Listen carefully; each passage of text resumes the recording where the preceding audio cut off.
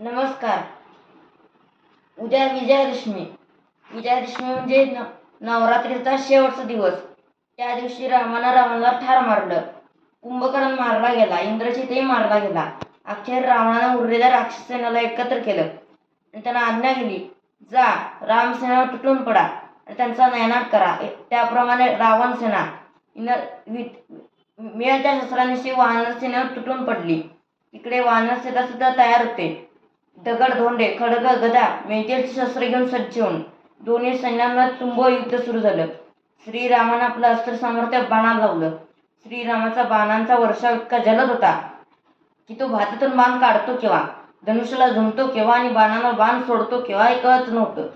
श्रीरामाचा अपूर्व पराक्रम बघून रावण सुद्धा आश्चर्यचकित झाला. इतर राक्षस सेनेनं वानर सेनेनं बरंच काय केलं.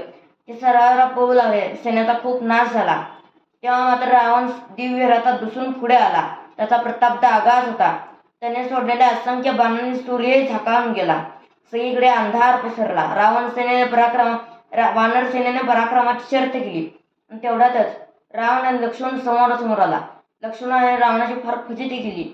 त्यामुळे रावण चिडला आणि म्हणाला, थांब लक्ष्मणा, माझी फजिती करतोस, भोग त्याचं फळ. म्हणून रावणाने अत्यंत दिव्य शक्ती लक्ष्मणावर सोडली. लक्ष्मण घायल झाला. युद्धभूमी बेशुद्ध होऊन पडला. रावण विजयी मुद्रेला लंकेत परत गेला.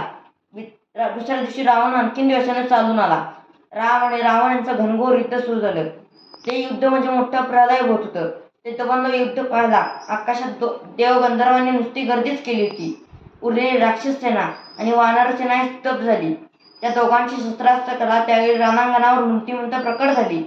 त्यांच्यानंतर रामानं रावणाचं शिर उडवलं आणि पाहतो काय काय चमत्कार, त्या जागी दुसरं शिर लगेच तसंच आलं. त्या शिराच्या जागी पुन्हा पुन्हा दुसरं शिर उत्पन्न व्हायला लागलं. त्याचा पराक्रम प्रसंग 100 वेळा झाला. राम रावणाचं शिर उडून फुकून देतो तोपर्यंत दुसरं शिर परत आलं. रामाला विचार पडला, आपल्या बाणांची शक्ती तर नाश झाली नाही ना. शेवटी विभीषणानं रामाला रावणाच्या मृत्यूचं रहस्य सांगितलं आणि त्याप्रमाणे रामानं आपल्या भातातलं ब्रह्मास्त्र बाहेर काढलं. तिची स्तुती केली आणि रावणाच्या छाताडावर ते अस्त्र सोडलं. रावणाची छाती फुटली. त्यातला मृद नाहीसा झाला. त्यातला रावण धाडकन जमिनीवर कोसळला. जगातला महान पापांचा अंत झाला.